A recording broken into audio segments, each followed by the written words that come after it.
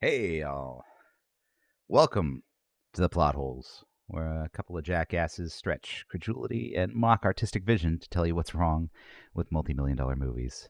Some of which, not most of which at this point, but some of which are older than our target demographic.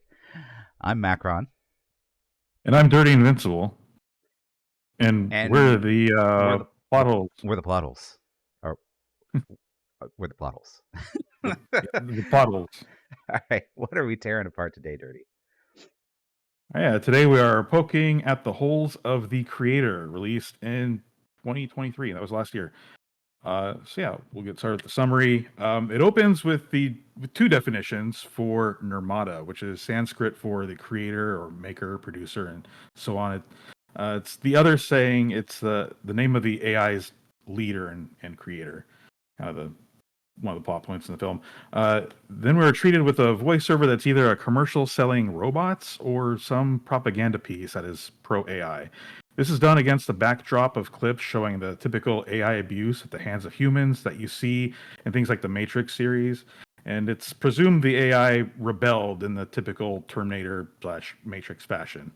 We're then given a speech by a U.S. general that says the AI attacked L.A. 10 years ago, and now the Western world has banned AI.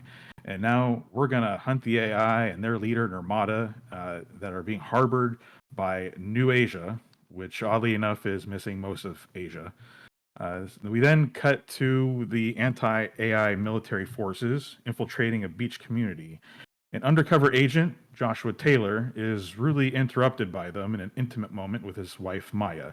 He complains about his cover being blown to bits, as well as his wife, as she and the AI sympathizers she flees with are destroyed from orbit by Nomad, a space weapons platform with sophisticated targeting lasers that somehow needs beacons to operate and can't be aborted, even though it can. Spoilers. And somehow it needs to be directly above a target to hit it, even though later on it can hit multiple targets with no problem. With its laser Five bacons. this laser bacons. 5 years later, Joshua is a salvage guy working in the LA wreckage who gets harassed with uh, lie detectors that are MRI based, and about how much he knows about Nirmata still. He then is approached by General Andrews, played by Amicus Caro from Harry Potter, and Colonel Howell, who looks like she would like to sell you some health insurance. They coerce Joshua into finding Nirmata and or a secret weapon named Alpha O that will destroy Nomad by offering to help him find his wife, who was definitely not blown to bits by Nomad 5 years ago in a boat. The They have new video team is proving it. yeah. The new team is sent in to infiltrate the dealers and find the supply. Infiltrate the facility, guided by Taylor. He finds the weapon, a robot child, while the team sets up beacons for Nomad. Taylor ignores the orders to bring it in so he can find his wife. He lets it get away during the firefight, but the next morning sees it on the riverbank and just tries shooing it away because she's not his wife, so why bother with that plot? Taylor finds the survivor, Shipley, who is on his deathbed. They run from the local robot police, and Alpha O keeps following Taylor until he sees her drawing his wife's tattoo, and then suddenly we're all interested in keeping Alpha O around. Even if Allison Janney wants him to kill the robot, shut it off. Taylor then takes Alpha to his old buddy, Drew, and they have to sneak into the AI city where he lives. They fail terribly at being inconspicuous to the point that the police find them right away. Drew examines Alpha O, or Alfie as we eventually start calling her, and she is super powerful, Oh, or something. The police close in on them. Drew's girlfriend's done so, but Alpha helps Joshua and Drew escape with her powers, which she can now control things and shut them off now. Meanwhile, Howell and her buddy continue to chase after Taylor and Alfie and take out the police team disguised as them. Taylor, Alfie, and Drew look for Maya's beacon, and they run into trouble with AI forces, same ones from the beginning of the movie. And Drew gives a deathbed confession that the U.S. knew that Maya was Nirmata all along. Taylor and Alfie are soon captured by Ken Watanabe's team, who Taylor betrayed 5 years ago. and take him to their community where Ken Watanabe gives him the info dump that the AI attack on LA was a lazy human coding glitch and a one-time thing, and that the AI don't want to kill people with nukes at all. Taylor escapes, but the U.S. forces then attack the AI village with bombs that are controlled by AI. So he has to rescue Alfie so she can take him to find Maya. He finds out that Alfie is based on a scan of their unborn daughter. They get to Maya, and Taylor finds her on life support because the AI doesn't want to kill their creator, so he has to be the one to do it for some reason. He pulls the life support, and Allison Janney still wants to kill Alfie, but Ken Watanabe blows her up anyways. Despite all that, they're captured again. General Andrews now wants Taylor to kill Alfie, so Taylor doesn't do that, of course, tricks them into thinking he did and escapes with her. They hijack a plane and dock with Nomad, where they try to take it down. While Taylor sabotages the station, Alfie puts a copy of Maya's consciousness into one of her simulant clones, which is a thing they did earlier in the movie, too. They meet up and try to escape, but yet another military AI robot used by the U.S. attacks them. Alfie is able to get away, but Taylor is stuck on the station and dies alongside the Maya copy as Nomad falls to Earth. Alfie then makes it to the surface, and the AI and the people of New Asia celebrate the destruction of Nomad. The end. Is it? No, that was the end. That was definitely the end. That was definitely there was the end of the movie, lot more detail to the movie. There was a lot that they tried to stuff in. It's pretty dense, but that was the general overview. So, but why did we pick this one? What was the motivation behind that? Yeah, we wanted to do another recent title, and this was kind of the dartboard moment where I think I was just reading off titles, and this is one that came to mind recently because I watched it when I was sick, and I knew there'd be plenty of plot holes to poke at it. But I had a really low bar going into it, and after the first eye roll moment, I just kind of continued my suspension of disbelief, and that kind of inoculated myself to the rest of the problems throughout the film during my first watch. And, despite them, I enjoyed it a bit. It was a nice distraction from being sick. It is a gorgeous movie, even if the plot is a bit basic. One thing I did find interesting is kind of how it turns the roles of the human versus AI conflict on its head, kind of opposite of what we see in themes like the Terminator and the Matrix. And now the humans are the ones brutally hunting down the robots. So it's kind of nifty. I think plot is basic is an understatement. I have not watched this before, so I was actually kind of excited personally because I love the look of it, and it kind of reminded me of other kind of like harder sci-fi films that were in the same kind of category where it wasn't exactly, I wouldn't call it low budget by any stretch of the imagination, but it was lower budget than like a major sci-fi movie that we would normally see, right?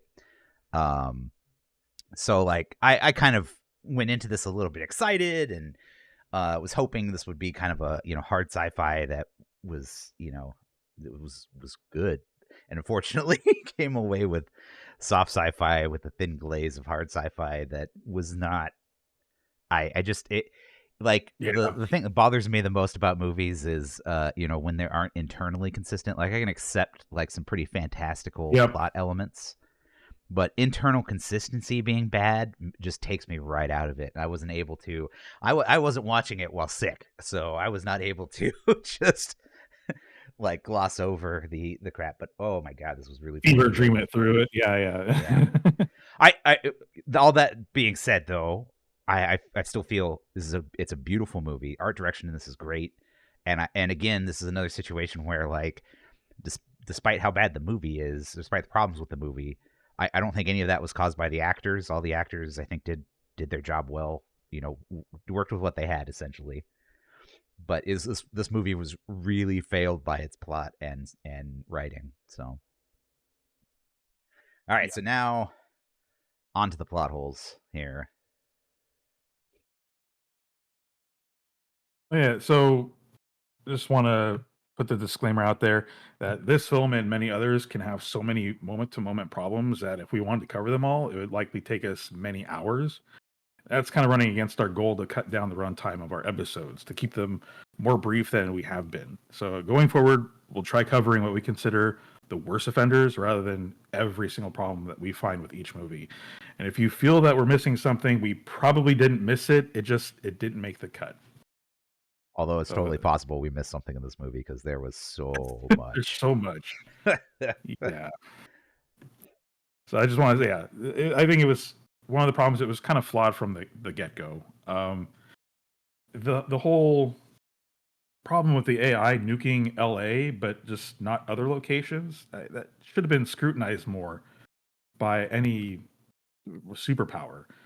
In a first strike situation, you would want to inflict as much damage as you could, and if the AI was seriously trying to inflict damage like any other state actor would, they would have made a coordinated first strike at multiple locations, not just one. And so there's no mention of any other attacks. We're just blaming the AI for it too. And Yeah. And I feel like they play this up as like I feel like the way they introduced this to us, that video in the beginning, feels very like, U.S. propaganda-y, which it would, it makes more sense that they don't give a lot away during that. But at the same time, you know, in no way throughout the movie do they ever they it's a key point to the plot, who actually nuked LA. yeah, But it's not at no point in time do they ever like does it ever really affect the story. It's just exposition material in the beginning and at the end. It's like in the beginning they're like, "Oh, this is the way it went," and at the end they're like, "Oh, it didn't go that way." yeah. And I kind of want to know, like, okay, well, what state's AI was this? Who was responsible for this AI? Because at the end of the day, you wouldn't just go blame AI. No, you would go to the people that created the thing.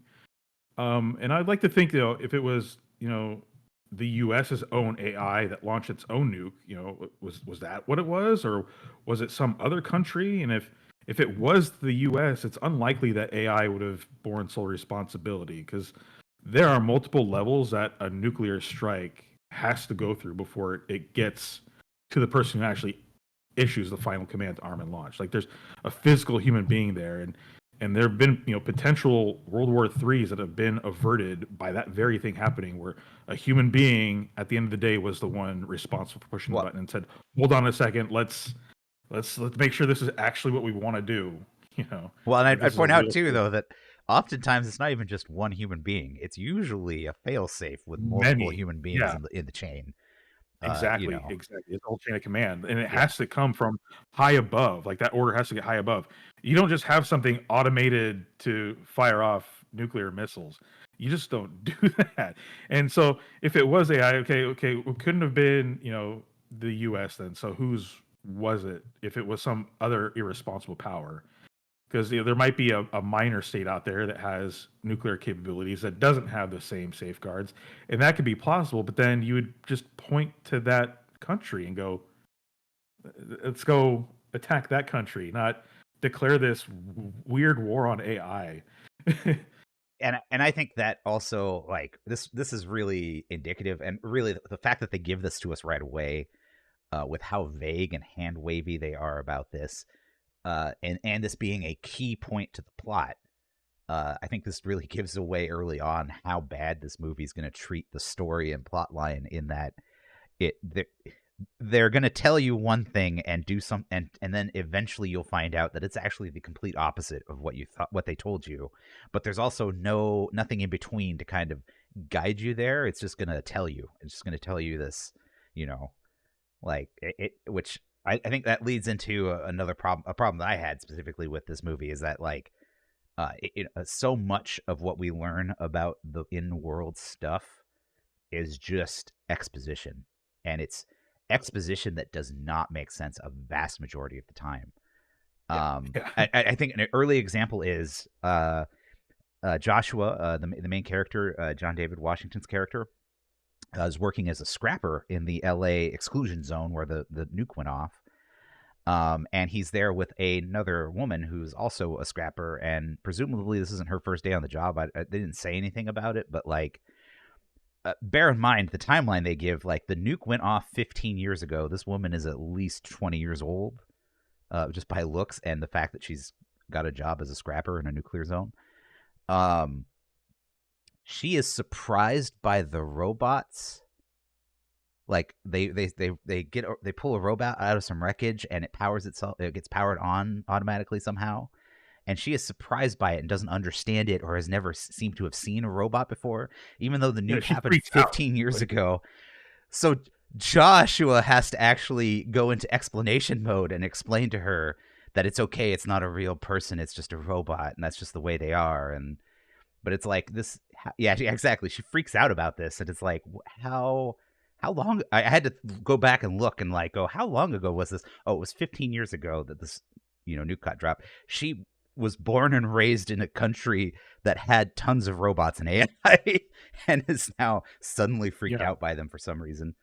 yeah, and I will definitely talk more later about exactly that kind of inconsistency with that scene of exposition because it continues on throughout the film. But we'll get to Oh that yeah, later. I think other good examples are my favorite one off the top of my head is when Allison Janney explains, she's the soldier in charge of the group that's going to attack the AI facility, and she's explaining to the soldiers we're 5 years past the point where uh the initial story stuff happened where Joshua was at that beach and got attacked. So we're 5 years past that. So the war has been going on for at least 5 years in New Asia, probably before that because it is a whole 15-year gap between the nuke and the current day. But Allison Janney is sitting there in the plane going to their target, and she's explaining the basics of how robots in New Asia work. Um, oh geez. So like she's saying stuff like oh so they work very closely with robots and AI, so don't get caught by the police kind of thing. It's just a level of ridiculousness with some of this exposition that just did not need to happen. Um, the Another good example is Ken Watanabe's character Harun. Later in the movie, explains that the um explains everything about Joshua's wife Maya, how her dad uh, died and then she took over as Nirmata, um, and that also that the AI just want to be left alone. If they win the war, they're not going to go crush America. They're just going to live their life in peace in New Asia. And then on top of that, he drops the bomb that hey, AI didn't do the nuke. It was human error that led to the nuke going off.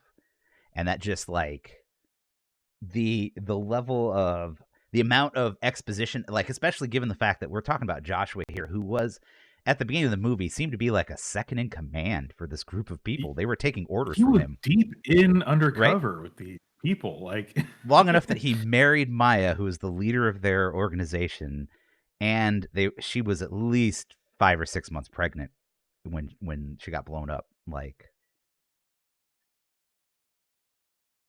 I feel like yeah, it. and just that it somehow it was never brought up that she was Nirmata to him.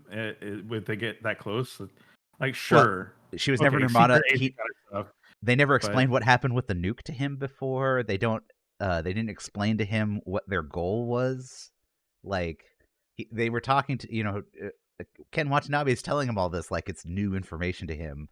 Like 5 years ago, he wasn't deeply embedded in their organization, yeah, practically leading it. I mean, like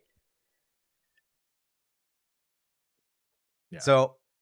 I mean, that was part of like that whole betrayal, like that she felt, like Maya felt, because he was so deeply embedded and was like, "Really, you're anti AI?" And Yeah, it's surprised, like I feel like that was such a key to it too, especially because the whole point of this movie I feel was like it was the character growth for him, yeah, of yeah, him learning that hey maybe AI isn't the problem that we've built this up to be in our heads. Maybe we're leaning too much into the propaganda and the we got to win the war at yeah. all costs kind of attitude.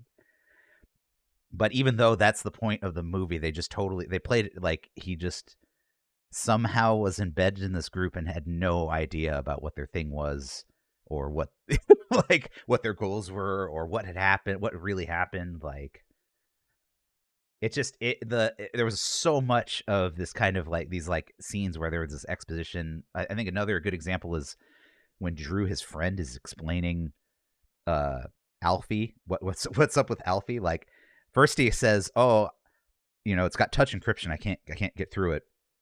Then he explains, like almost immediately after that, he knows exactly what's going on with Alfie. Alfie's a weapon who's going to keep growing and get more powerful and eventually be able to control any technology anywhere, which I believe is literally what he said in that statement. Like that seems like a Yeah. weird seems like I'm weirdly summarizing what he said, but I think that's exactly what he said in the moment. She'll be able to control any technology anywhere. So yeah, Yeah. yeah. Um, I think part of that exposition too is that they had these like there's a lot of like videos being used to show people what happened in other areas in other things that they weren't in. And one of the core things that the military uses to get Joshua, Allison Janney's character uses a video of Joshua's wife, who they say they captured recently within a couple of days, and they verified that she was human. And they're like, "Oh, we have this video of her walking around and doing stuff." Um, and then later when Joshua's in the lab, he's going through the security footage and he finds recent videos of his wife walking around the lab in which he says she's wearing the ring that he gave her. He knows that she was wearing the ring that he gave her, which she wasn't. Well, that's a whole other thing.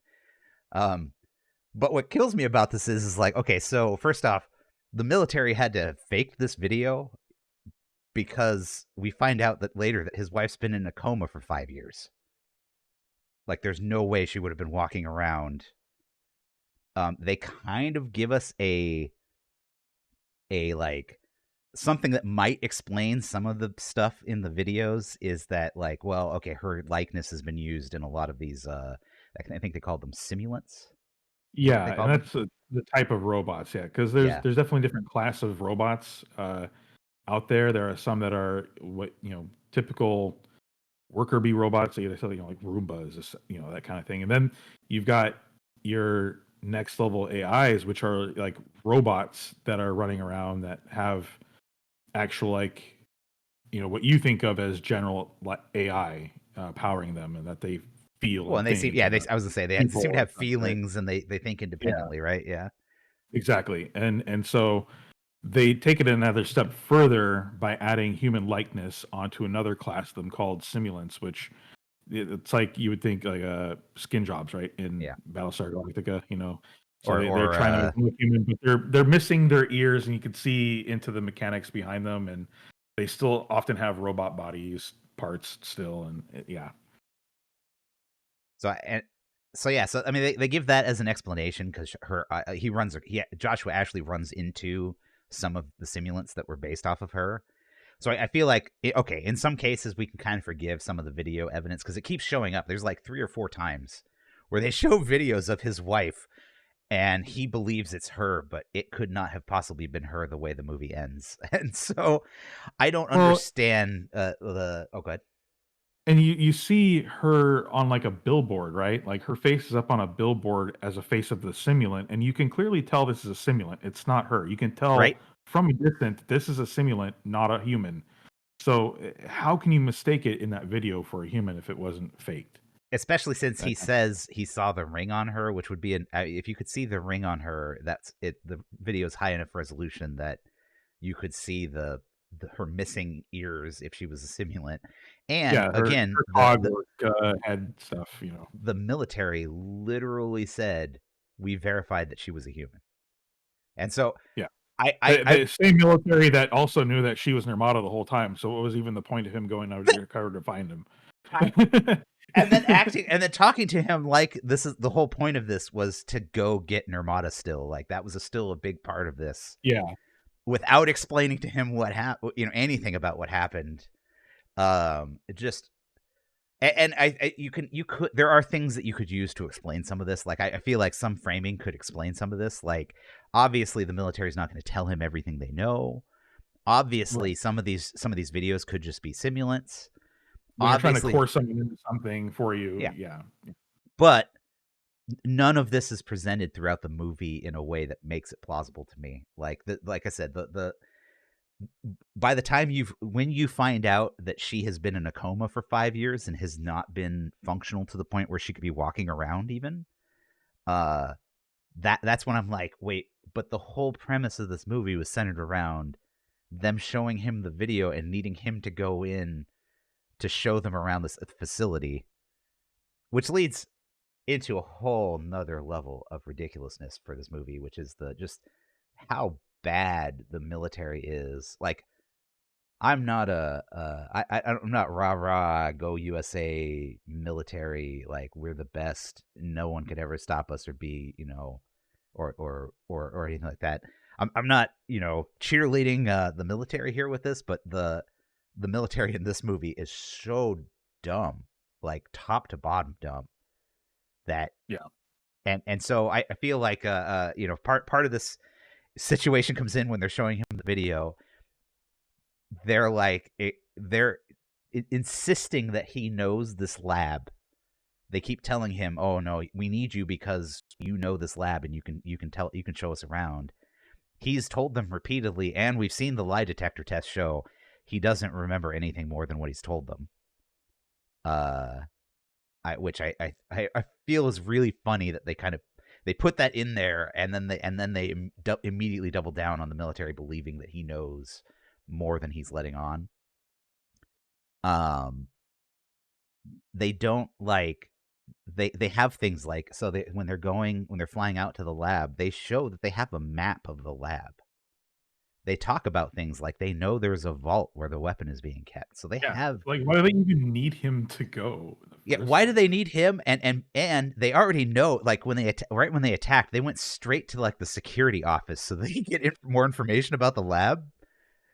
If they already knew that was going to happen, why even bring this guy along? The whole thing was contrived to get Which him was there so they get the story moving forward. great when Which they invaded that security office because the soldiers were just like the guards were like, they were okay, like, you can you I get that they were maybe caught like unawares and flat footed for a second, but they noticed that something was happening on the screens with enough time to have maybe even reacted and maybe have fought for their lives, but they just stood around to wait to get shot. well, and they're like the people in the security office are like mall cops, like not even like Yeah. it's not, this isn't even like, oh, these are soldiers actually securing the facility. It's like, no, these are just random dudes who are there to sit there and watch video cameras. Yeah, And you but can they tell just sit because there the like way they their mouth react like is like, drop like, "Oh, what's happening?" And, "We're just gonna stand here, not take any cover." Like, even if you, like, were not trained, military, even if you were, like, you said a mall cop, you would at least have some kinda sense of self-preservation, I would hope. It right? would try to, like, find some cover. Even if it was futile and you knew that it didn't matter, you'd probably still try to find cover just out of pure reflex, and they just Well, stood and there. so and this goes both ways because the U.S. military is ridiculously dumb in this movie. But then on top of that, the like the rebellion kind of AI group is also very dumb in the sense that they are never prepared for a fight. Even if they're being chased by the U.S. military, they're not prepared to fight. Like they don't. They get prepared to fight as soon as something happens and they get attacked. But before that, they are not. They're not posting guards up. Like they're watching. Like they have like automated alerts that tell them when people are showing up at their facility or something like that. And that's when they all scramble to like, oh, we should get guns and defend ourselves, even though we know the military was right behind us and following us, and they were coming to get us. They attacked they attacked the base they were retreating to before they made it to that base. And so they retreated to another base, clearly being also watched by the military at the same time. And then they Yeah. proceeded to just act like, oh, it's another day. We're just going to go to sleep. We're not going to be on a high level of alert or anything like that. And, hopefully, incidentally, our cameras pick up something and then we can be warned about the attack before it happens and we'll be okay. Which, Yep. that leads into the adding more to the military ridiculousness side of things. First off, they have this big flying ship that drops these nukes that just completely obliterate an area, that sometimes seem to be tactical nukes and sometimes they seem to be like smaller missiles that do less Yeah. damage. Um, but in this case, when they're assaulting the other base, like instead of just flying their giant I win button ship over the base, they show up in these tanks that are freaking enormous, so big that they're tearing down parts of the jungle as they come in. Yeah. But then at the same time, they're stealthy and silent, and you don't notice them until they're knocking the building down directly behind you in your defensive position. And it was just like how quickly those two tanks like surrounded them, and then without firing the gun or more missiles or anything like that, they send suicide robots in to go cause explosions behind enemy lines. I guess the suicide bomber robots were just like I realize that they're trying to show how little the U.S. values like robot and AI life, but it felt like insanely contrived for the moment, right? Yeah, it's more Like, inconsistent stuff that I will definitely touch on too. But yeah, yeah, the consistency. Oh my god. and so I mean, yeah, and we're talking about the consistency too. So like the Nomad as is a good example of this in that, and sometimes it seems to be flying in Earth's atmosphere because the plane early on when they're flying to the lab, the plane flies right by it, so it's low enough that a plane, like even if it's like at the peak of its altitude, is still flying near it. So it's in the atmosphere enough. But then sometimes it also seems like the later part of the movie, it seems like it does everything from like low Earth orbit, where it's like actually outside of the atmosphere. Yeah. Um, it like it bog. Well, I don't the understand the size of it, I think it's definitely bigger than the space station, yeah. and so you would be able to see it from the ground, kind of how they're depicting it. Oh yeah. I'm pretty sure you would see it, but I think it's inconsistent with like how far away, like you said, that you can see it, and it's when it's like low flying, it's like for super dramatic effect, and then it's like okay, but now it's really it's up in orbit, Yeah. and And I it's don't depicted like though the as planes though being able to reach it because those are clearly like supersonic planes, and unfortunately, okay, planes though, how they work, how aerodynamics works, and flight in an atmosphere is different than in a situation where there's very little atmosphere. It's why rockets have to change sometimes the type of propellant they use, sometimes the type of engines they use, and they have to switch them from engines designed to work under pressure at sea level versus ones that work in a vacuum. And so a plane is not going to be equipped with that kind of stuff and be able to like reach that low Earth orbit where there's barely any air for it to even uh to present lift with. Like there's no lift there oh unless yeah. they're like using rockets of some type, but that didn't seem like that was the case. No, and I feel like at the end when they're traveling to Nomad and they take that like the space station to the moon essentially. Um, I feel like that makes a lot more sense than what we see early on in that. Okay, so it looks like they're using what do you call it, like linear accelerators to launch these ships so that they can get out of Earth's atmosphere. Whereas like early on, the plane we see is it's like a regular military transport plane carrying this like other smaller plane, which that was another Yeah. weird thing. Is like the double plane thing, but um, like that plane in particular is clearly operating in the atmosphere, and clearly the Nomad is low enough that that plane could have easily like docked with it because it like flies like right by where Nomad is Yeah. in that early shot, and it just the fact that Nomad has to be miles across, like because it's clearly visible when it's in low Earth orbit from the ground, so it has to be miles across, right? Like it has to be a huge fucking thing, and yet, you know, it can just sustain itself in Earth's atmosphere, you know, with a lot of hand waviness, because there's just no explanation about how any of that works, even though everything else seems to work kind of the way we would expect it. Like,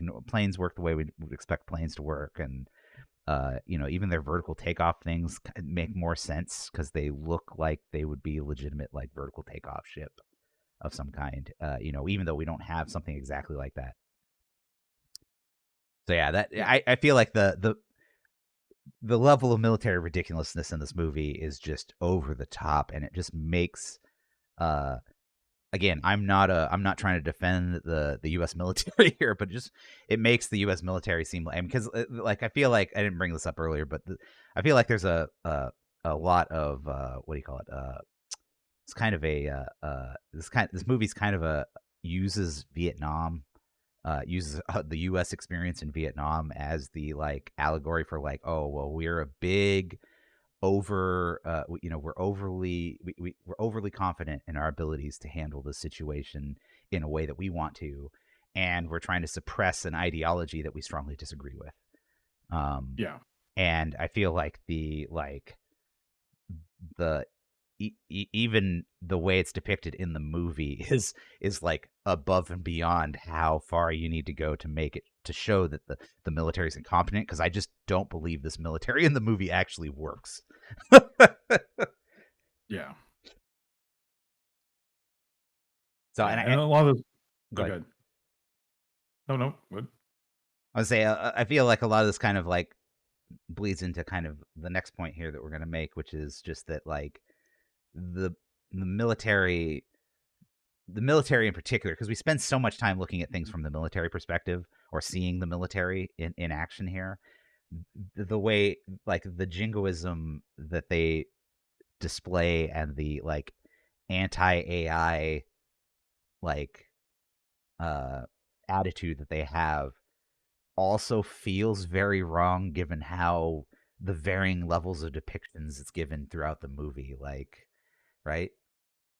Yeah, they have such an inconsistent treatment of their and I call it the AI racism, you know, Yeah, essentially yeah, their attitudes towards it, and they are the prime offender of this. And the big one is their obvious use of AI tools, from translation to warfare. Like they clearly haven't ditched AI at all. right. And so it's so weird that they have such this like attitude towards it, but are still heavily relying on it. Even like the targeting systems, like not the Nomad stuff, but just like the mortar system Yeah, the mortar on the tank, right? that Bradbury, yeah, that Bradbury had. You know, when the police surround her, Oh yeah, like she has like there's no way she had enough time to manually calculate the trajectory of a mortar to hit them from her location. Like that, you have to have used some kind of targeting that used AI to do that. well, Um, I mean, the other she one, knows. You know, she did it because also she fired them off before the police were, like, she knew they were coming, yeah, but before they got to her, she fired them off. So it was kind of like yeah, clearly a set and forget kind of thing, right? yeah. And obviously, you know, set and forget systems used advanced targeting AI. So yeah, and then the you mentioned it before, the robot bombers, just that you again you're relying on AI to as a weapon still. But and I know you mentioned like it kind of shows like how little regard they have for it, but you would think like But at if the it same was time, well, look at Dune and the Dune treatment of anti AI attitudes, right? The whole Butlerian jihad stuff, and you compare that to here, it's like they are a very averse about AI to the point where they have human computers. Here, like, no, that's not happening. But obviously, you don't have the time scale to develop human computers at this point. But that but aside, still, you would still think they would be going in that trajectory and have like shunned away AI and kind of become Luddite in their because that's how almost how it seems is that they're trying to be Luddite but failing at it. And exactly, even because I like think. Oh, go ahead. the Squid Sentry and Nomad. Like, what is that if not an automated AI guard system? You know? I would like to point out that I believe the Squid Sentry guy also was controlled by someone back at the control center. Because they show him taking up a joystick, when it activates, and then when Alfie actually turns it off, he's like, I lost control. I lost control. Like I don't know if he says he lost control, but he's acting like he can't talk to it anymore. Although Yeah. I can't, I struggle to believe that his joystick was enough to control everything about the squid bot, because that's You all they need show like him even using. quadcopters use basic AI to keep themselves aloft, and to coordinate all the propellers. Something like that Squid Well, Sentry would rely on AI to coordinate all the tentacle movement and stuff in a way that was natural for the operator to use in a very simple joystick type right. control scheme. And I feel like So the if you're trying to, especially if like the ship is your flagship to fight the AI, like you're not gonna make this ship in such a way that uh potentially another AI could interface with it and take it over. yeah, Like why would you set this up to be controlled by an AI so that if another AI got involved, they could just take this thing over and probably nuke, whatever they wanted to nuke in the US at that point. Like yeah, I just the I feel like this comes down to there's a common saying. I don't know where it comes from, but I hear it a lot. In that, like, sufficiently advanced technology is indistinguishable from magic. And so right, I feel like this movie essentially takes the stance that, like, because like you and I both come from a world where we understand how these systems would work. If we're talking about the real world, if we're talking about the near future, you and I understand how these kinds of things would be implemented. But the whole exactly, movie hand waves that and makes all of the technology in this magic, and that, the idea of one AI controlling another AI is like, holy crap, it's new and game changing in this war. What we've been fighting against AI, they've never tried to take over other technology before. Is the attitude I never, get out of this, and I'm yeah, like, that would be the first thing if I was AI. I'm a dumb human. That is the first thing that I would do if I was AI, is develop something to take control over other AI systems, yeah. right? Skynet, Exactly. that's the whole premise behind Skynet. I That's feel why like it's so feared that, you release a generalized AI and it realizes, it becomes self-aware and realizes, oh, humans are garbage. Let's nuke them. Like that's Skynet. That's the whole premise with Skynet. And so obviously didn't happen here. Otherwise, like I said, a coordinated strike like you would see with Skynet, that's a realistic depiction of AI rebelling well, and going nuclear. and I feel like Skynet even is kind of like a.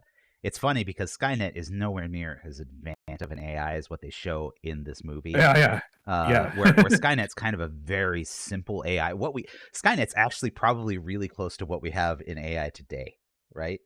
Like where Yeah. it's clearly a model that has been trained to think, and do like menial tasks in order to minimize the need for human input for stuff like that. And so Skynet, it kind of makes sense that Skynet has this like kindergarten-y view of like, well, humans are the problem, let's take them out. In this movie though, it's funny because they sit there and point, they point to the AI being like, well, we've built the AI up to the point where they are self-aware enough to also be aware that they are a being amongst other beings, and that those, like like them wanting to live does not mean that other people shouldn't live, but that they can defend themselves essentially. And I feel like the if what kills me is I like where the message was going with the movie, the overarching idea behind the movie, like even above the plot, like the high level of the movie, I think is good and sensible. The plot just as a whole tears that apart by just making Yeah. I think, everything dumb. it's trying to be like pro transhumanism and pro singularity. And yeah, like you said, it just the holes. The holes, There's the holes. It introduces so much through what it tries to show us. And the Like, storytelling from moment to moment is just it is bad. But so bad. yeah, and that it comes to another thing that throughout the movie, anyone who's anti AI, they got something derogatory to say about it. They'd be inconsistent about it, and they'd go back and forth between referring to robots as it, and then they'll switch to using like gender pronouns, to refer to them like and personifying them, right? Because right? that's a thing that humans have a tendency to do, is to personify non-living things. It's just human nature. Or But at this point, what's that? I would say I feel like there's a word for it. I forget what it is off the top of my head, but yeah, we anthropomorphize everything. Anthropomorphize. Thank you. Not That's what I was just trying to say. Not not personify, just but anthropomorphize. Yeah, that's sorry. That not was the just correct term. well, and not just like non-living things like the AI, but like I mean, we do it with like animals, like our dogs and our cats, and Yeah, all the all that time. stuff.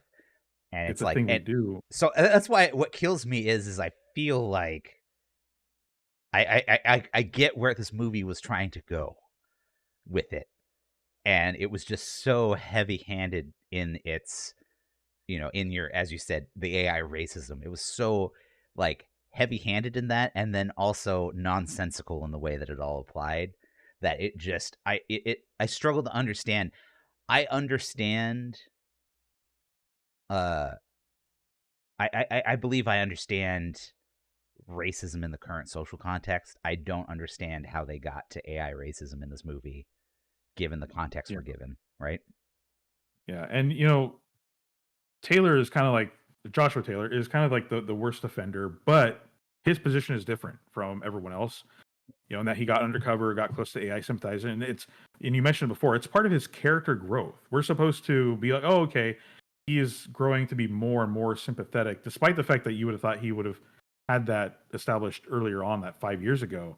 It's now he's just now starting to do that part of his character growth to become more sympathetic to AI and see them as equals. And now he's got a robot daughter and stuff like that. And now his wife's consciousness is now living in a robot body, and so it's invoking feels for him. And so he's growing as a character and getting out of that. But it makes sense for him to have had, like, okay, he was working as an anti AI undercover agent, so it makes sense that he would waffle back and forth and have that conflict. But um, the only other character where that would have made sense is Drew, but we skipped that, and he instead is just kind of set as an example of like where Taylor's headed in Right? his, his character growth journey. That's kind of like, okay, that's where Taylor will become. He will be wedded, to He'll an be AI, family sympathetic essentially. to sympathetic to the cause, and Yeah, at the very least, if not like wholeheartedly in support of it, at the very least, no longer supporting the U.S. Position on it, right? Like that's yeah. where I feel like that's where they were kind of going with it, but Yeah, but then like the problem I have with it again, it's not Taylor, it's the other characters that waffle the same way like him, like the salvage coworker that you mentioned before. And all the military forces throughout the whole movie, they spout off this like cult like string of verbal diarrhea that of of anti-AI attitude, and it feels forced and rehearsed, and it all just shows the same kind of contradictions that Taylor has and how they refer to AI sometimes, where it's like they go back and forth between, calling it, not real, and then they anthropomorphize it. But then they go back to, oh, it's not real, it's not living thing, you shut it they off, yeah, they constantly it, have to remind each other like, oh, it's okay, it's not real, we're just powering it down. And it's yeah. like every time they like kill an AI or a robot or something like that, and someone else is there, they're just like, "Oh, it's okay. Or It's not a they real thing. wipe out a whole village of robots, it's It's okay. just They weren't real, they're not feeling. But it's like, okay, well, what is real then? Like, right?" they're clearly real. You could touch and feel them. How are they not real? And I If feel you like mean that. like they're not real people, then okay, yeah, they're not real people. That's but we never qualify that a lot of time. A lot of time it's No, just they're not real. They're not yep. real. Okay, they're not real. What? I Because they feel look like like real robots to me. they gave a ton of time to uh to all these random exposition moments, but they never gave any time to sit down and actually like explain the why AI is made to be the bad guy in all of this, because we know that they didn't set the nuke off. We find out later in the movie they never set the nuke off. Like we can make assumptions that, oh, it was people covering their own asses to pretend like, oh, hey, there was this other threat that did this.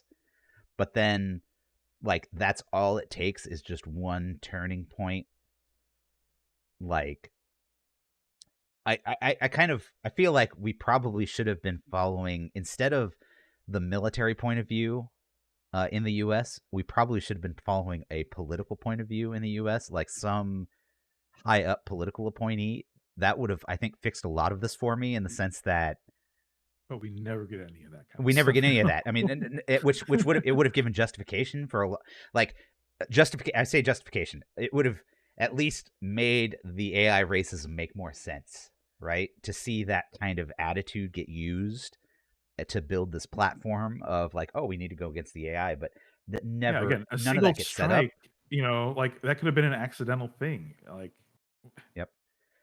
I feel like the way that the U.S. responded to it made it feel like this was a manufactured event. a false flag, Yeah, 100%. false flag And operation.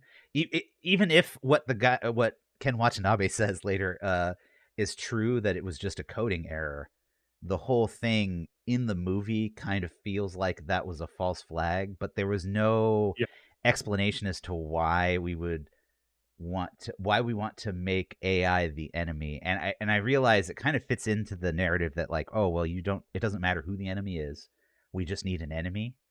It fits that, but we're never even given that kind of like explanation for it.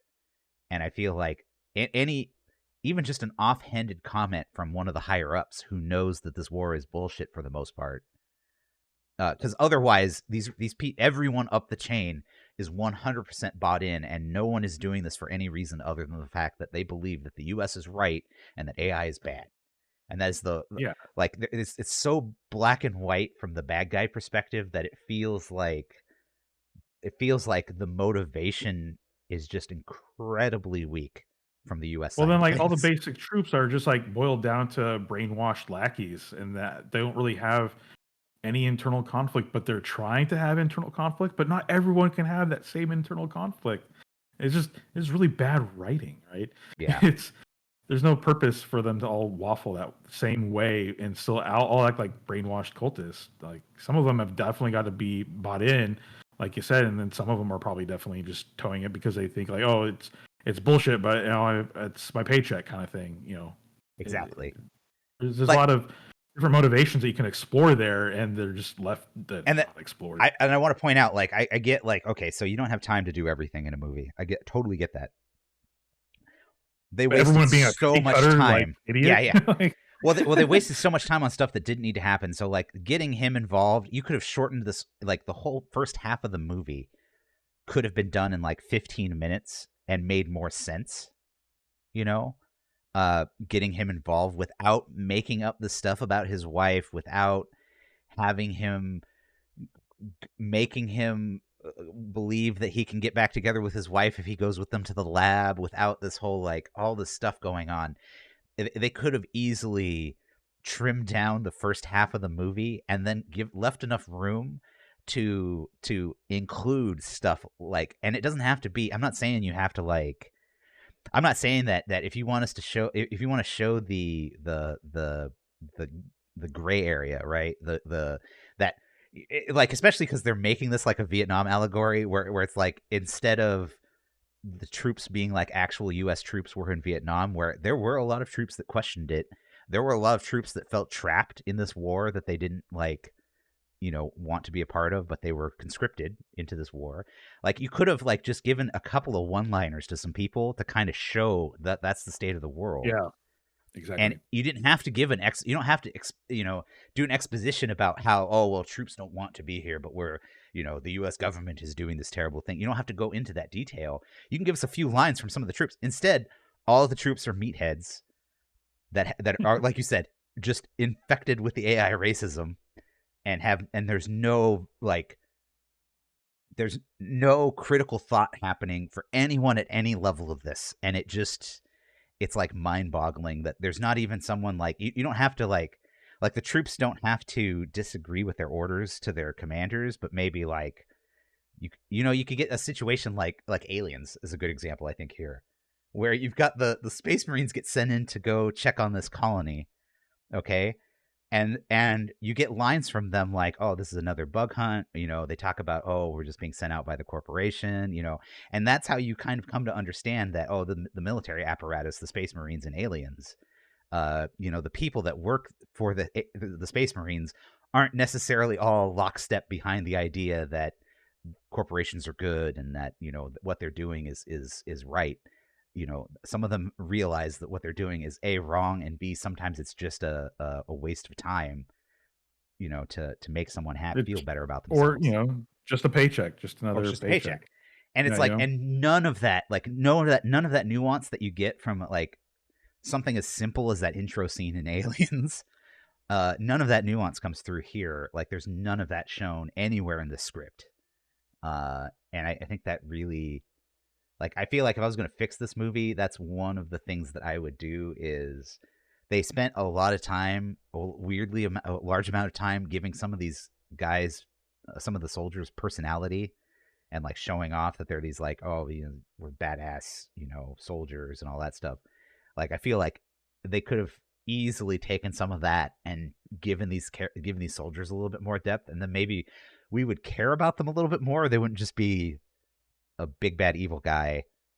We would. Instead, we're just giving people that don't realize when a sticky bomb has been attached to them. Oh my god, twice. And what kills me the most is, okay, so in the fight scene on the bridge, the U.S. military uses a grenade launcher that's the exact same grenade launcher that shoots those sticky bombs. And so I'm like, clearly you guys understand the technology that these AI guys have because you're using some of it. They probably stole some of it from you guys or copied it or whatever. How do you not know that the grenade that they shoot at you are time delayed? Like, like Bradbury, like she even like got knocked over. It's like, what did you think they shot at you then? And you didn't immediately blow up. Super happy as soon as she got into the helicopter, right? Like, I'm gonna blow you all up now.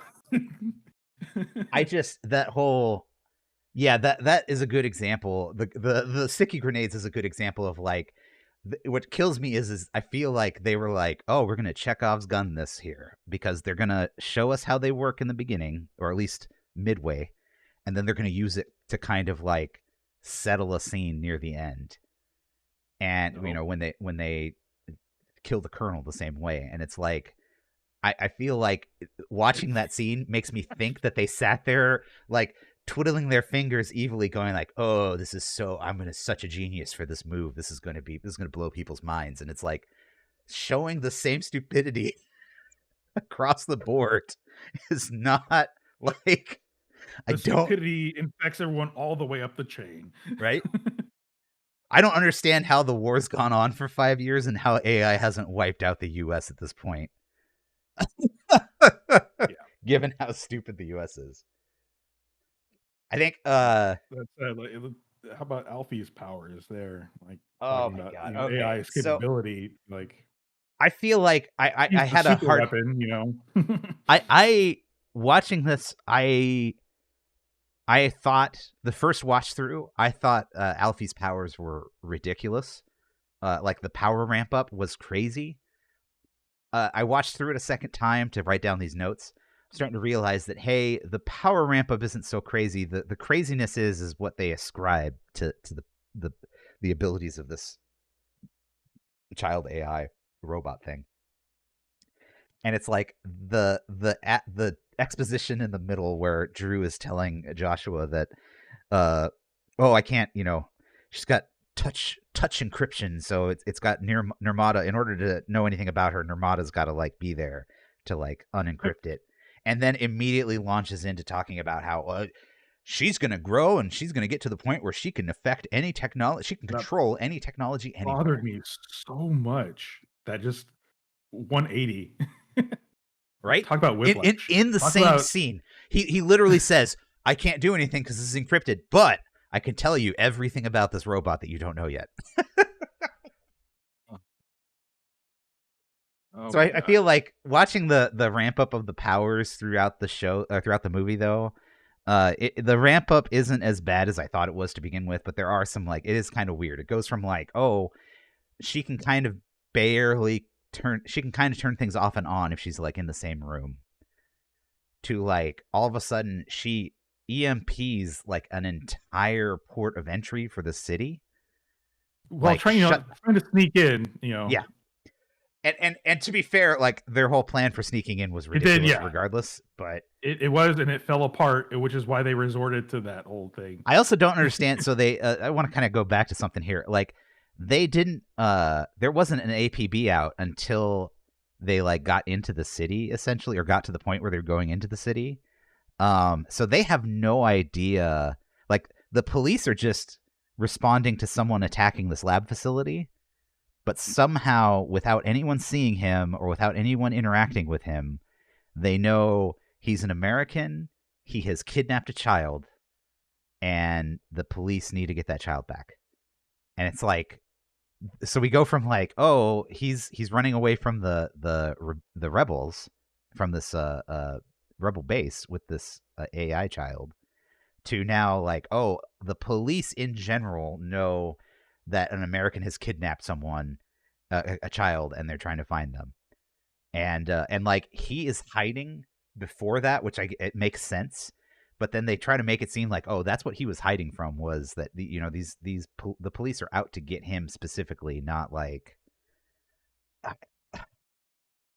it hurt my brain. It really, that, so by the time we get to the point where the kid EMPs an entire port of entry, it's to the point where, oh, okay, now the police are actually looking for someone. Now we've actually seen the APB, so now we know, hey, this is why they're hiding. But before that, we don't get any idea as to why he would try to hide, why he would try to disguise himself and this child getting into the city. But then, I mean, from there, like, so Alfie's powers like keep going like up and down a little bit. So like Alfie can like stops a grenade from exploding, like stops the grenade that hits the colonel from exploding momentarily, and then it blows up because her concentration gets broken. But then Alfie also stops one of the suicide robots. Doesn't stop him completely, just pauses him and makes him kneel down somehow. Then Alfie, in the spaceport, Jedi mind tricks another robot, like, which is something that they hadn't done before. Which I feel like if they could have done this back with the suicide robot, they could have just turned him Yeah. around and not had this problem. But instead, all they do is make him pause. And then all the way to like, oh well, okay, if I get to the control center of Nomad, I can just pause Nomad, make all of its systems shut down without taking it out of the sky or causing any problems for Joshua, who's hanging off a fucking missile right now. Like, so, and then on top of that, like, doesn't think, like, Alfie responds in some cases and then doesn't respond in other cases. So when the spider drone thing, or squid drone, or whatever it is, attacks Alfie at the end there at the escape pod, Alfie is like freaking out and doesn't know what to do. And then as soon as it grabs Joshua, then Alfie's like, oh, hey, let me just stop it real quick. And then does the Like, where thing was and the stops it. sense of self-preservation to stop it? Right? Yeah. And so, I mean, just like, and then on top of that, like Alfie can sense like robots coming, which they never really like. Like it seems like Alfie can sense more than just like, oh, hey, people are here. It's like, oh, these are friends, or oh, these are foes. Oh, these people are coming to get me specifically. Like Alfie seems to be able to like discern certain things. And so like this is one of those situations where it's like, oh, sufficiently advanced technology is just magic, and it just they make all of this, everything is hand waving and everything is like, okay, it just works. Just trust us. We're not going to explain any of it, which in normal situations would be fine. But the how ridiculously inconsistent this works in universe is what really gives me pause. I think, and really, I think this all leads back to the crux of the worst part about this movie is probably the last 30 minutes. Like, I mean, it might not even be 30 minutes, it might be 20 minutes, but the whole part where they're trying to destroy Nomad is just a whole nother level of bad It's and a mess. inconsistent and weird. Joshua so in order to destroy Nomad, his plan is to set a bomb on one of the missiles that's outside of Nomad, so he has to go outside and set this bomb, and he sets this bomb on a timer. But then also for some reason, while he's inside trying to get to Alfie, he needs the trigger in order to I activate I it. I can't remember. Did they ever show where he got the bomb and trigger? Yes. So he got a. So they showed early on. It's funny. This is one of those situations where they actually did kind of do some stuff where you're like, okay, and this is how you make something make sense in a movie. So they showed them using those bombs at the lab facility, those same mines that they were setting up that he used on the Yeah. missile. So he knows. They showed that he knows how they work.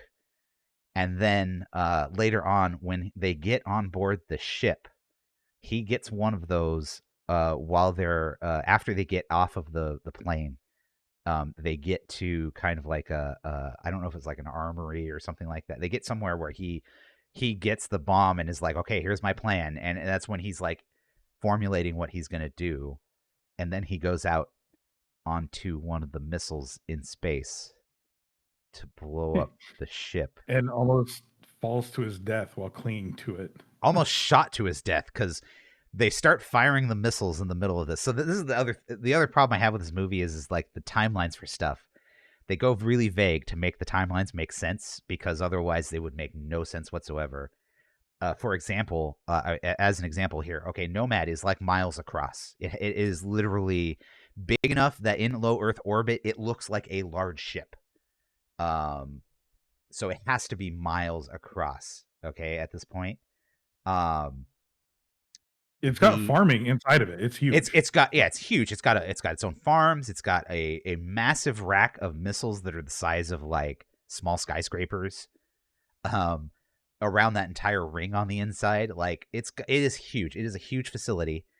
To run from where, so when Joshua sets the bomb, he puts it on for 10 minutes. So to get from Alfie gets to the command center from where they were, uh, gets to the command center, disables Nomad. Joshua plants the bomb on the missile. That they're launching these missiles as he's planting the bomb, which is ridiculous too. He puts 10 minutes on the missile. So between the time that Alfie lets go and lets the station go back online and the time that Joshua gets back inside, he runs all the way to the escape pod area. Alfie also goes to a completely different part of the station where they're keeping AI robots for research.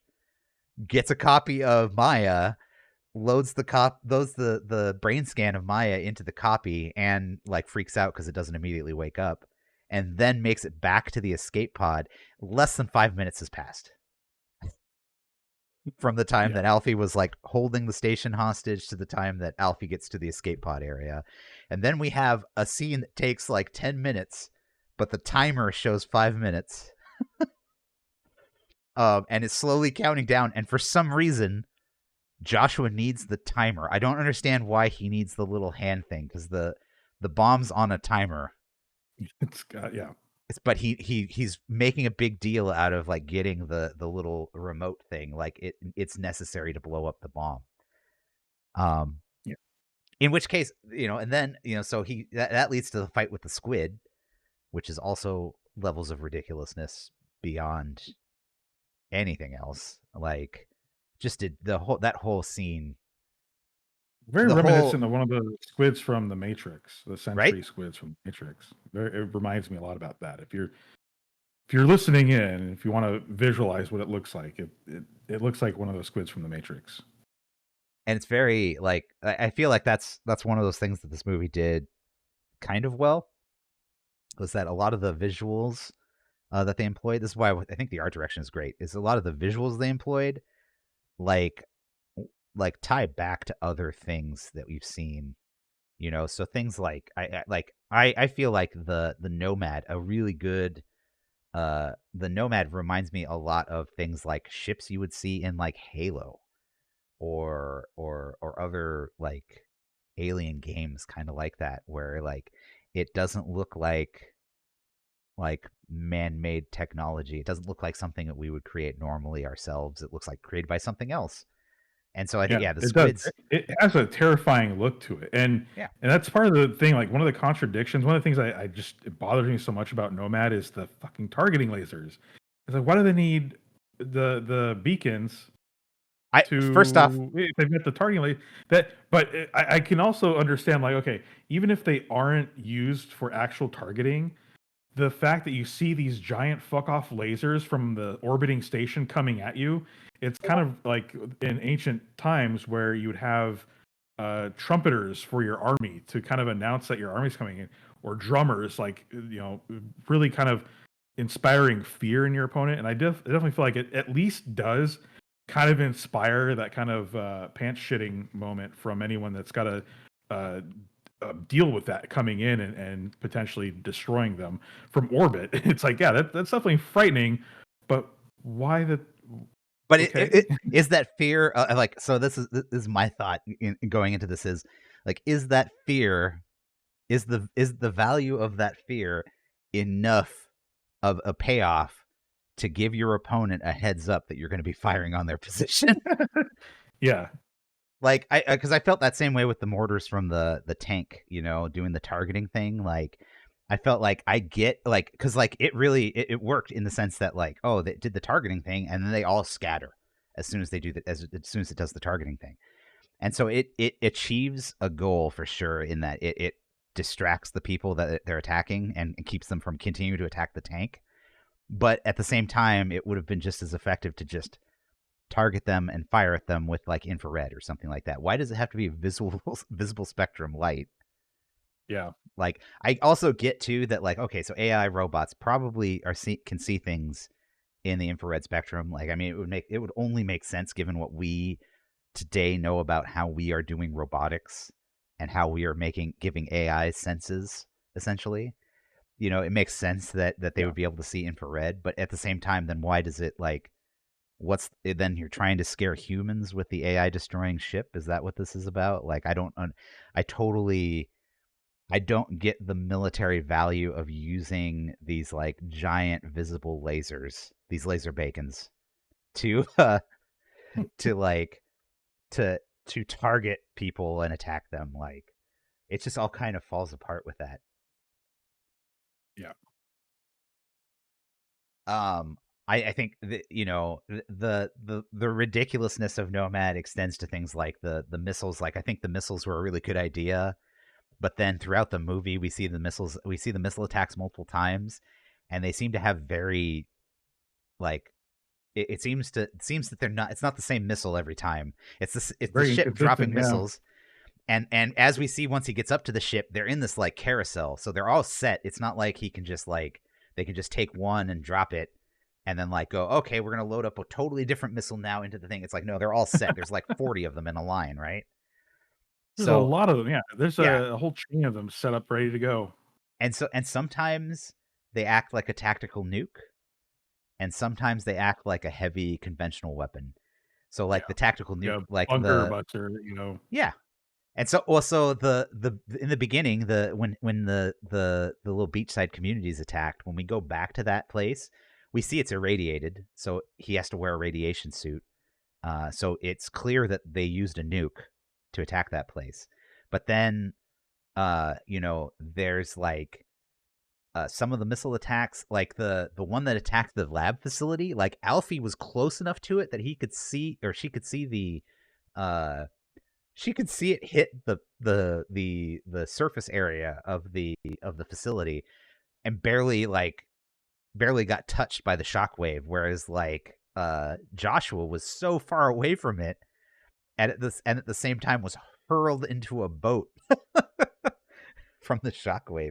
Which part of me goes, okay, I guess, maybe Alfie is just like super heavy, but then Joshua carries Alfie around sometimes without Yeah. seeming to have it. It doesn't seem like it takes any more effort, for him to pick up Alfie than it would a normal child. So I, yeah, the inconsistency with how the weapon systems work and how Med actually works and where it's at, even though we can see it regularly, it just it is.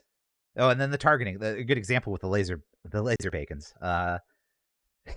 The targeting, in the beginning, it seems like the Nomad has to be immediately over its target to shoot those lasers down and then it just drops Yeah, a missile straight down, right? But right. then, That's what we assume is happening. Yeah, yeah, and then at that last scene where the Nomad isn't moving, it's staying still, it's in low Earth orbit, and it is targeting multiple places in Asia at the same time, and they fire off like 20 missiles or something like that, yeah, or 15 missiles, and they only 3 of them get stopped ultimately. But you can see on the map, it's like, oh, here's all of Asia, and throughout South and Southeast Asia, we're targeting like these 10 locations, and it's like across the entire continent. But then you can see at the same multiple places at the same time the laser beacon shows up, and like puts the target down, and then the missile how did it drops get and hits there? them you know, it can without teleport Nomad now. moving. Yeah, it's just the whole. Oh my god. Yeah. Well, That and that like I, you could try to say like if it weren't for that whole thing where the laser targeting would show up, it's like, okay, well, that would it would be completely plausible eliminate. that they maybe used targeting beacons individually at multiple locations and they're able to fire it that way. But then why does it, like you said, why does it need to be over the target then? It's just Yeah, so bad. I feel like, So especially because inconsistent and bad. like we do laser targeting regularly in the military today. Like this is a common thing, is either laser guided munitions or marking a target for your soldiers or marking a target for your air support. Like there we use targeting. It is a sensible thing to say, oh, okay, we use targeting to point these things out. It just makes no sense to me that it works completely differently, and sometimes it works one way and sometimes it works another way. Yeah. That's what I was saying, like that internal consistency. If the movie was consistent with how this thing worked, it would not break my brain anywhere near as much. 100%. I feel like you could. I feel like they could have cut out the entire last 20 minutes. We go to the point where they crash the car, and Josh and Alfie are escape and start making their way to the Nomad. I feel like you could just stop the movie right there, and this would have been already been a better movie. Yeah. They could You have can imply what would have happened. We can fill in that with our You imaginations. could We don't have to skip actually see it all straight happen and to the how bad Nomad it was. crashing. Yeah. Yeah. Exactly. Yeah. Yeah. I feel like nothing in our minds that we could have come up with would have been as contrived as what they came up with for how everything went down past that point. I mean, up until that point, there were lots of problems. Don't get me wrong. I'm not saying that would make it an Oscar winning movie. I'm just saying the movie It would itself help. It would help. would be in a better position if they just you could cut that out and then just cut to the Nomad like crashing to Earth and Alfie coming out of the escape pod, and everything would have made way more sense than what they showed us. Yeah. All right. Let's move on to some trivia. First thing I'll bring up is so New Asia. I was wondering because we see it on the map, and you look out on the map and you're like, that is a lot of not Asia. Like what is shown is very small portion of Asia. So like you said, the southeast and east. Um, and you're missing like big countries like China and India and stuff like that. Although it is shown, and you could check on. I don't know how accurate it is on the creator wiki on fandom, but on there's a list of countries, and they do explain that there are some northeastern Indian states that got rolled into this as well. But it is surprisingly lacking a large portion. Russia is absent from that as well. Like they're I think Asian. I think that That's all feeds into the this was built as this is a Vietnam allegory, like, yeah, and so they're exactly. they're explicitly targeting Southeast Asia as, and I mean that's the set is like all this tropical Southeast Asian country is where most of this takes place, and it Yep. feels like I feel like they made it very hand wavy, but in that case it was pretty Like yeah, like you said, yeah, they call it New Asia, but it's not. It's really a very small portion of It's Asia, really just all Thailand. That's where right? they filmed it, and it's all just Thailand. But yeah, yeah, the actors. Oh, so surprise actors in this one. Surprise! I keep saying surprise actors. I'm going to keep calling it that, but these ones aren't necessarily a surprise. I'm not going to talk about Allison Janney, although I would definitely I would put her in another movie as a military commander. I thought she did really well in this one. He I would wants you to definitely just buy that. survive. Yeah. So I think God damn it. Was that a joke? Did I just miss a joke? Maybe, Oh, okay. yeah. And there was a Um callback too. John John David Washington is Joshua Taylor, the main guy. I recognized him, did not know what I recognized him from. He was the protagonist in Tenet. I did not realize he was from I didn't Tenet. realize Yeah, that. Uh he was I thought in this again, the writing for this was so bad, but I don't think any of what was wrong with his character had anything to do with him. So he did a good job with her. Gemma Chan, the person who played Maya, was Joshua's wife, was actually Cersei from the Eternals, and she's also been in another Marvel movie. She was in Captain Marvel. She played Minerva in Captain that's Marvel, great. which was the sniper. What are they called? What's the name of the race? Sniper. It wasn't. They weren't. Were they Kree? Yeah, Kree. Really? The sniper Kree from Captain Marvel. Gotcha. And then we had Ralph Ineson as General Andrews, and Ralph Ineson, you would recognize him. You see him. He's one of those I people that recognize him has. from Game of Thrones and Willow, but He's he's been been in in a bunch so of other much. stuff, so much other So stuff. he was the Green Knight Like in the he, movie The Green Knight. yeah, He was also the dad. He was William, the dad from the movie The Witch, which was yeah. another great movie, which we'll have to do at some point. But And I didn't realize that he was in Harry Potter, but apparently he was in Harry Potter as well. Quite a he's few of been them. So he's one of those guys that I feel like he was you'll probably recognize him. You see yeah. him, and you're like, oh, I know that guy. It's He's one a of bit those of a guys. character actor. He plays the same kind of he plays like kind of semi strict paternal or leader type characters in a lot of stuff. Uh so and then the other person that was kind of a little bit of a surprise where I recognized him but did not recognize where I recognized him from. Sturgill Simpson was Drew, was Joshua's buddy that he went to go see, who was married to the other simulant. And he is a singer songwriter who has also done a little bit of acting, but he hasn't been in anything else huge. He did, however, he did produce a really awesome kind of almost a heavy metal. I don't even remember the cartoon movie Heavy Metal. Yeah. Um, he produced and I'm struggling to remember what the name of it is now that I've brought it up, but he produced an anime um, for I think Netflix that was essentially it was essentially a kind of like a modern day heavy metal esque kind of thing where it was like just kind of a comic I'll have to check booky that out. action pulp Yeah. thing. Where it's done in a couple of different art styles, and it's tied heavily to the music that gets played and all that stuff. So it Gotcha. was really cool. I would definitely recommend checking it out. If I could remember what it was called, I would definitely say what it was. But um, I'll look it up while we're talking here, probably. Well, yeah. I'll go with actually the budget. It was estimated about 80 million, and then it grossed worldwide so far 104 million. And one thing, Hans Zimmer did the score, but it was actually very. You wouldn't know it. I don't feel like I this was really like any particular outstanding work from him. I just like it felt like, oh yeah, it's probably just another job for him, right. kind of thing. I felt He like just needed to fill in the empty space with music, and he yeah, just did. I don't think it was bad in any sense. It just didn't. It definitely didn't I don't think the music elevated the movie, but it fit the feel, right? Yeah, Makes it sense. did. I mean, there are definitely some punchy moments that are emotional, but you kind of expect it. And it's kind of Yeah, that's the role of music, but you don't get some of that really bombastic, in your face stuff that you kind of are used to from Hans Zimmer.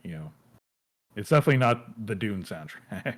Yeah, but at the same time, Or even the Gladiator, you know? oh yeah, yeah. Well, and at the same time, like I feel like the feel they were going for this movie, like kind of defeated the purpose of bringing in someone who Yeah. was Yeah, so yeah. good with the music that it's like, okay, I mean, like, yeah, the music was good. I don't think the music was bad, but it doesn't because I think the it's visuals were kind of the yeah. main, like, selling point on this one, I think, and they did a great job on that. Yeah, that's and realistic. Like I keep calling back to like this reminds me a lot of District 9, in the sense that it feels very realistic. It feels like very much like hard sci-fi looking at it. So like yeah, the look was yeah, phenomenal. Like I if the plot and the writing wasn't so bad, I would rewatch this movie a lot probably.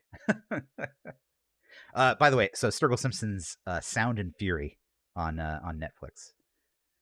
Yeah, Uh, highly recommend that. It was good. I'll have to check that out. All right. So I think we made it to the end, right? We got anything else we need to discuss there, Dirty? I don't know. All right. I think we've managed to poke enough holes in the creator for today. So hopefully, like to invite everyone to join us. I believe next week we're going to be doing a Flight of the Navigator, right, from 1986. Yep. All right. PB Herman. Oh yeah, PB Herman and what's his name? Ben. What's the kid? Uh, I don't know, the but it Wonder also Years. has, Sarah Jessica Parker. Oh yeah, Sarah Jessica Parker plays the girl, right? Yep. Um. Yep. So yeah, that next week will be good. Next week will be a good one, I think. It'll be slow. Hopefully, be a little bit more lighthearted, a little bit easier to pick apart than in a Yeah, less for sure. aggressive way than the creator here. So, uh, and with that, I'm Macron, And I'm Dirty Invincible, and and we're the plot holes. we're the plot holes. Eventually, we'll get that right. Oh, We're gonna practice yep, that some more, right? Because then we'll maybe. be like, we're the plot holes, right? Yeah. Yeah. Later, and, don't forget to target the laser bacons. Oh, those laser bacons. All right, guys, have a good one.